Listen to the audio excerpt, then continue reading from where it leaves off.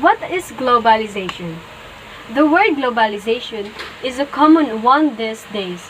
The issues involved are complicated, but in general, globalization refers to the ways in which technology and trade are making the world a smaller, more interconnected place than it used to be, and to the economic and social changes that are occurring as a result.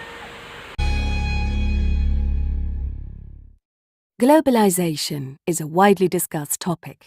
It is therefore not all that easy to explain such a complicated term in simple words. Let's start from the beginning with the background to globalization. Advances in technology, such as mobile phones, aeroplanes, telephones and the internet, have made the growth of transport and communication networks possible. Amongst other things, this means that people and countries can exchange information and goods more quickly and in a less complicated way. This process is called globalization. Globalization comes from globe and means the worldwide coming together of countries and nations. Let's look at an example.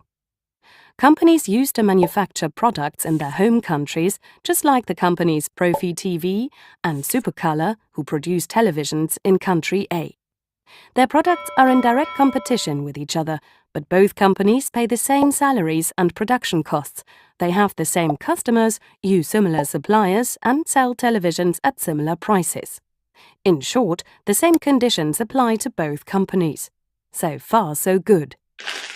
Due to technical, cultural and economic developments that have come about through globalization, other companies which manufacture products under different conditions can now offer their products in country A too. That's why a company from country B can sell televisions here at a lower price because they were produced for less. The local firms Supercolor and Profi TV have to react to withstand the competition. And so the world grows closer together, and there is an active exchange of goods between countries. More affordable products are available for more people. However, not only does an exchange of products and economic goods take place, but also of services, knowledge, cultural goods, and even languages.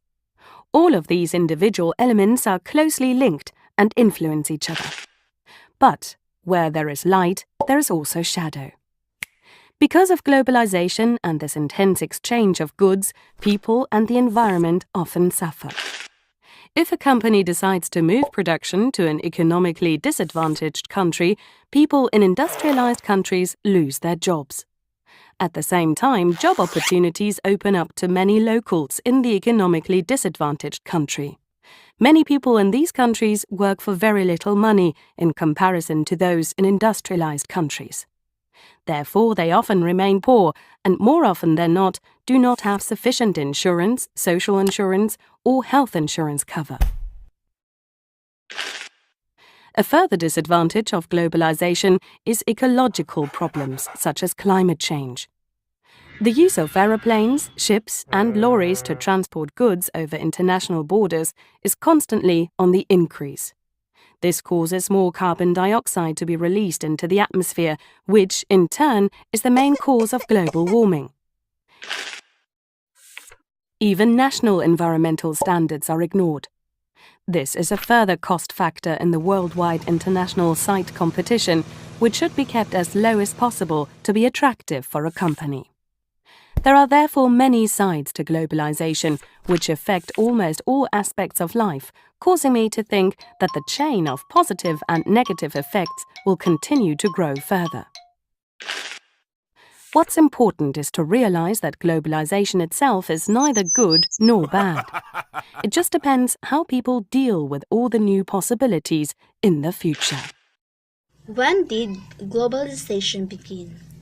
Kevin H. O'Rourke and Jeffrey G. Williamson, NBER Working Paper number 7632, issued in April 2000. NBER programs development of the American economy, international trade and investment. Some world historians attach globalization Big Bang significance to 1492. Christopher Columbus stumbles on the Americas in search of species.